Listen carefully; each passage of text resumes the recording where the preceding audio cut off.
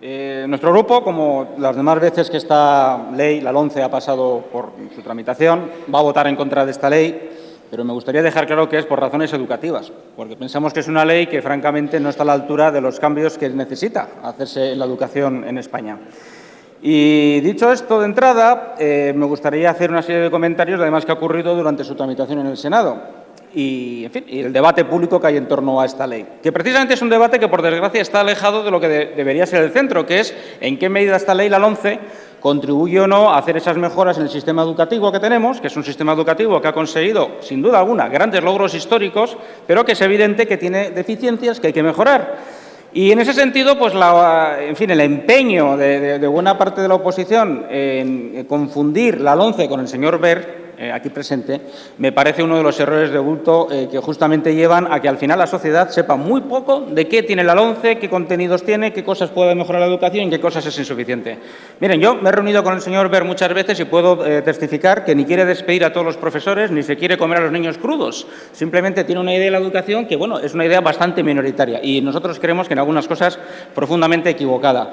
Pero me gustaría llamar la atención sobre un hecho que suele pasarse por él de puntillas y, sin embargo, tiene una gran importancia. Para nosotros, una de las insuficiencias de la LOE es el excesivo continuismo que tiene con las leyes anteriores, casualmente. Es decir, la LOE está presente en la LOMCE, no ha sido ni derogada ni cambiada radicalmente por la LOMCE. En realidad, la LOMCE yo la resumiría, si alguien me pidiera un resumen muy rápido de qué es la LOE más catecismo, más un trato mucho más favorable y nos parece desde luego abusivo a favor de los concertados, más una serie de cambios concretos que en algunos casos pues sí han mejorado deficiencias que había bastante obvias y que todos los que conocen la educación estaban de acuerdo. Por ejemplo, pensamos que está bien lo que ha hecho la LOMCE para favorecer o mejorar la formación profesional, aunque nos sigue pareciendo insuficiente. Nos parece que es buena idea introducir evaluaciones del trabajo de los centros y evaluaciones del trabajo de los alumnos y un par de cosas más. El problema es en todo lo aquello en lo cual la LOMCE no ha querido entrar.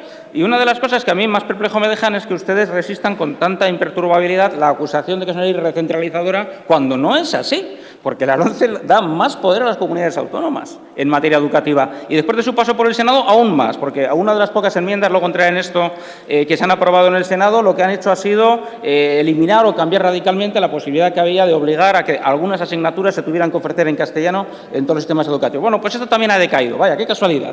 Bueno, en fin, el Senado ha arreglado algunas cosas que estaban ahí pendientes pues debido a la mala tramitación de esta ley, porque también ha tenido una historia de una tramitación disparatada. Yo supongo que como consecuencia de cómo el debate se torció desde el principio y dejó de ser un debate sobre educación para convertirse en un debate sobre el señor Wert y sobre el Ministerio y sobre el Gobierno y sus planes. Con lo cual, claro, se ha dejado pasar una oportunidad de oro para que habláramos de una vez de educación. Pero, en fin, por eso la tramitación fue tan mala, porque acabó siendo un ejercicio de sectarismo por ambas partes y resulta que, claro, al final han tenido que arreglar, por ejemplo, el disparate que yo todavía no comprendo cómo ustedes se negaban a entender cuando lo hablamos en el Congreso, en comisión y en pleno, de las matemáticas en el bachillerato de ciencias sociales, por ejemplo.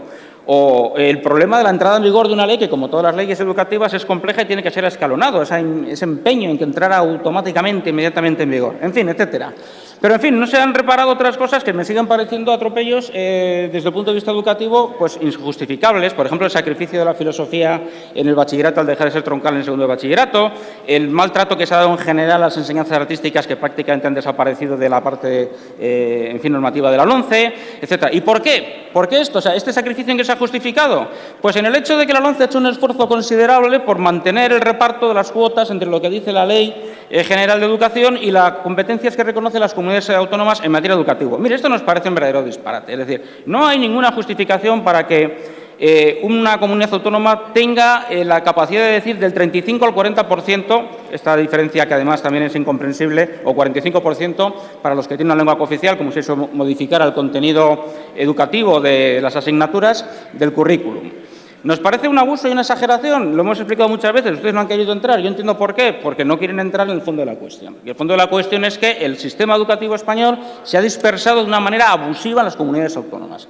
Y además porque no tiene nada que ver el ejercicio de la competencia de educación que los estatutos de autonomía conceden a las comunidades autónomas con el ejercicio de algo que es completamente diferente, que es el cambio del proyecto educativo de un país que además está en un proceso de convergencia educativa con los demás países de la Unión Europea.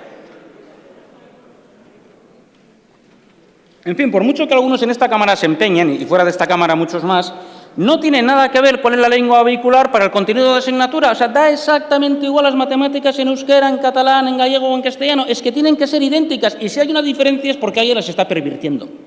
Esta es la cuestión. Y exactamente lo mismo con todas las demás materias y contenidos educativos de un proyecto curricular, salvo la diferencia de que en un caso habrá que aprender, si no hay un conocimiento nativo, innato, la lengua cooficial y en otros no. Esta es la única diferencia y, por lo tanto, estirar esa pequeña cuestión de que es aprender una lengua o usarla si ya se conoce para hacer que una parte que puede llegar a ser casi la mitad del currículum se decide en las comunidades autónomas explica muchos de los problemas de la educación en España. Pero, en fin, esto es la cuestión que realmente nos parece menos importante. La verdaderamente más importante, en nuestra opinión, es una cuestión política.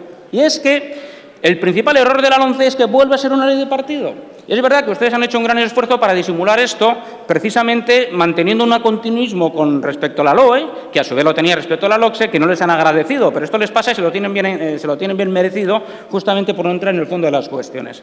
Y el problema que tiene la LOMCE, una vez más, es que es eso, es decir, que no se centra en las cuestiones educativas, sino en la capacidad omnímoda, en fin, todopoderosa, que se han dado aquí los grandes partidos, o los partidos grandes, mejor dicho, para legislar sobre educación.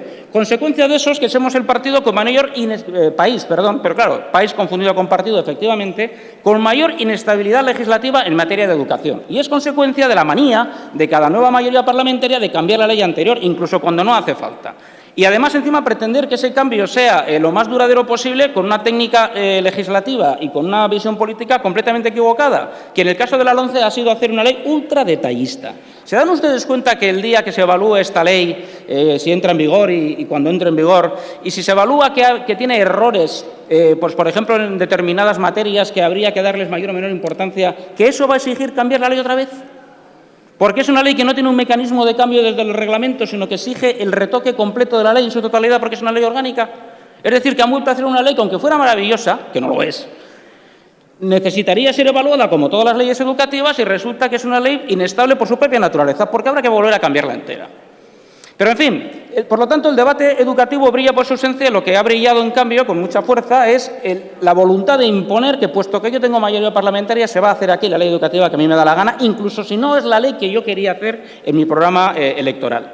Miren, francamente, ha sido una historia verdaderamente lamentable, y así es como la califica mi grupo. Ha sido lamentable y penoso que se haya perdido la oportunidad de hacer una ley de educación pensada por lo menos para 25 años, que es lo que realmente tendríamos que intentar sacar de esta Cámara. Lo he dicho muchas veces y lo voy a volver a repetir. Nuestra obligación aquí no es otra que crear una ley educativa que dé un marco normativo que permita trabajar a los docentes. Esto es lo que hay que hacer, y ustedes no lo han hecho.